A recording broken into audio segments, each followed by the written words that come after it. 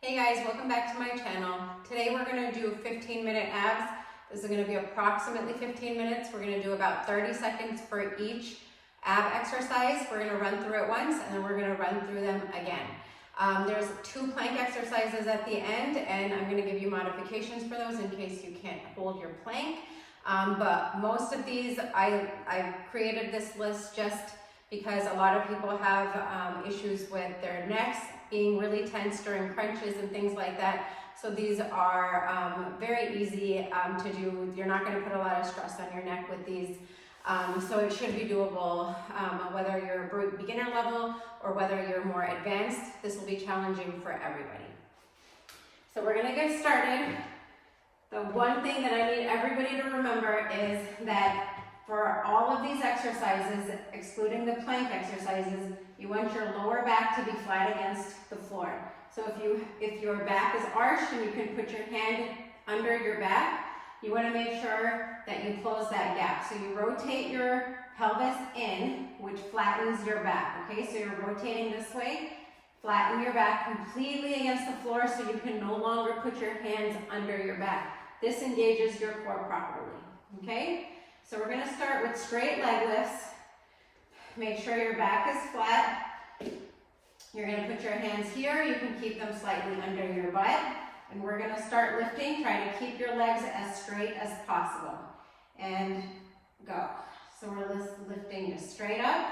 And you want to come as slowly down as possible. Okay, don't let your legs and your feet drop down. Most of your work is being done as your legs are lowering to the floor. So you want to make sure everything is very slow and controlled. You're almost there. And all right. Second exercise. We're going to do heel taps. So you raise your upper back off the floor. Engage your core from the top, your back on your lower back is still flat, and you're just reaching as much as you can, trying to reach for your toes. If you can just get to your heels, that's okay. And go. Just reach, reach, reach as much as you can to the sides.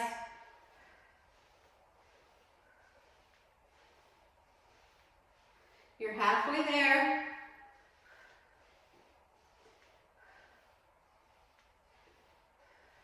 Good. 5 seconds.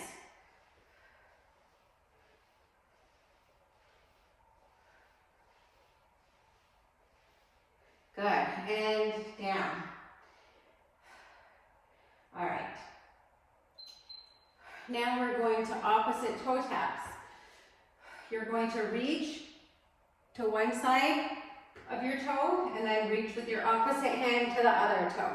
And you're alternating, right hand to left toe, left hand to right toe. All right, ready? And go. This is a challenging one. If you can't reach your toes, just get to where you can. Everyone's range of motion is going to be different. If you can just reach your shins or your knees, that's okay. Just try to get as far as you can. You're not putting all your weight on this arm that's down. That's just to help stabilize you. You're using all of your core to lift yourself up and slowly bringing yourself down and down. All right, we're going to go straight to flutter kicks. You can either stay here on your forearms if you're a beginner, so you can just stay here. If you're a little bit more advanced, you can keep your arms up here in the air, and your option is to also hold a dumbbell. So I'm going to show you both ways. Ready? And go. So you can stay here. Again, your forearms are helping to stabilize you a little bit, or you can also come up here. Try to keep your legs a little bit lower to the ground. That's what's going to be more challenging. If you're bringing them up here, it's okay, but this is going to be a little bit harder. So the lower you are, the harder it is. And down.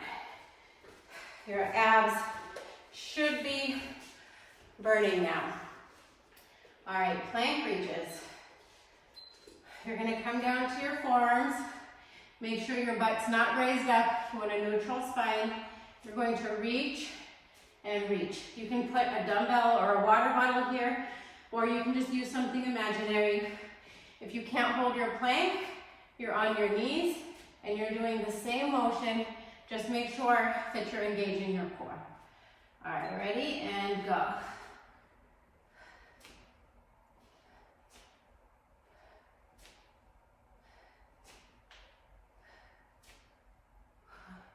Just make sure that if you start up here on your toes and you just can't do it for the full 30 seconds, you're always welcome to drop down to your knees in the middle. Just don't give up. You keep going and switch over to the modification. All right, down. Last one, and then we're gonna go right back up to the top and go through them one more time. We're gonna do opposite toe taps here in a plank. So you're in your plank, you're reaching to your opposite toe and reaching to your opposite toe, alternating sides. If you cannot do this one, again, because you can't hold your plank, I want you to just practice your plank holds. So come up here, hold it for as long as you can. When you can't hold it anymore, drop down to your knees for just a couple seconds, come back up. Even if it's for 1 or 2 seconds, hold it for as long as you can, drop down, come back up. This is gonna help to strengthen your core and help train you to be able to hold your plank longer. All right, ready? And go. So you're reaching left hand to right toe, right hand to left toe. Again, if you can't get to your toe, that's okay. You wanna reach for your shins, that's fine. If you just wanna reach all the way until you almost get there, that's okay. You don't have to touch anything. Again, everyone's range of motion is going to be different. All right, and time. Wonderful. So that is round 1. We are gonna go to round 2. So this is the last one. Feel free, if you would like to do a third set, rewind and just do a third set. So you can make this a little bit more challenging by adding one more set to this. We're going right back to our straight leg lifts. So you're coming down, making sure your lower back is flat against the floor, and up. Slowly come down. Really concentrate on that lower back being flat against the floor. Good. Slow and controlled. You only have about 10 seconds.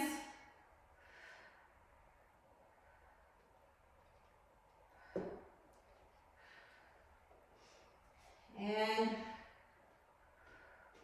time. Good. Going back to oblique heel taps. So you bring your heels in. You're raising your upper back off the floor, reaching side to side to your toes. And go. Again, remember, it's okay if you can't reach your toes, as long as you're getting this bending motion in your waist, you're working your obliques. Just make sure that your upper back is lifted off the floor so you can engage the top portion of your core. Good, you have less than 10 seconds.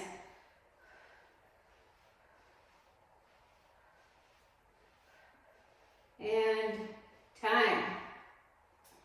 All right. Opposite toe touches. So opposite hand to opposite toe, and then other side, alternating sides. Ready? And go. Remember not to use this other hand or this other elbow to lift yourself up. You're using your core. This other arm is just there to help stabilize you.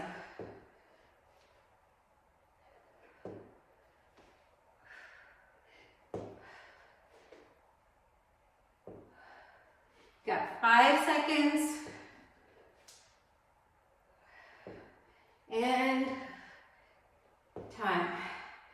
We're gonna go to flutter kicks. You got 3 more. All right, either on your forearms or up here. Again, I'm gonna do both. And go.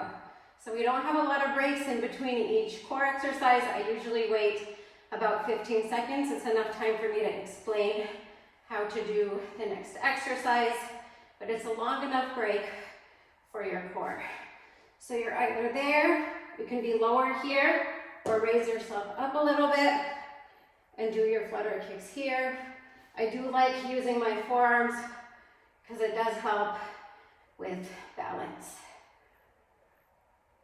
All right, back to the last 2 planks. So we're doing those plank reaches.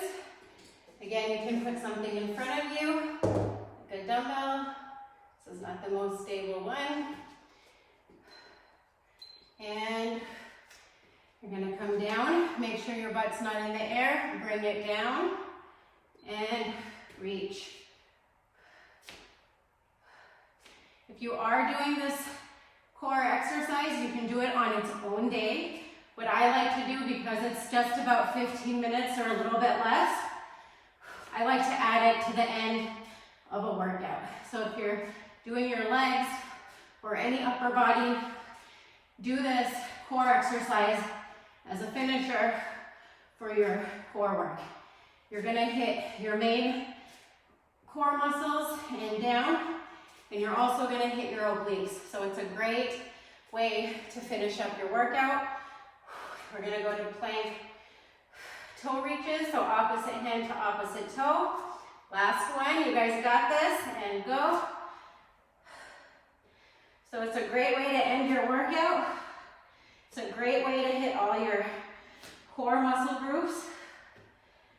And a strong core is so important for your everyday activities, as well as your posture, how you walk, and even how you do other exercises.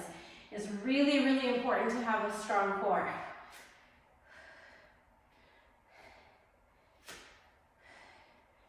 And done. And that is it. Again, if you want to do a third set, you can just rewind and do a third one.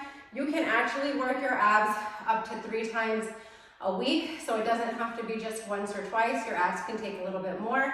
So do this workout, do it 2 or 3 times a week. You'll notice a big difference in your core strength, again, which is really important.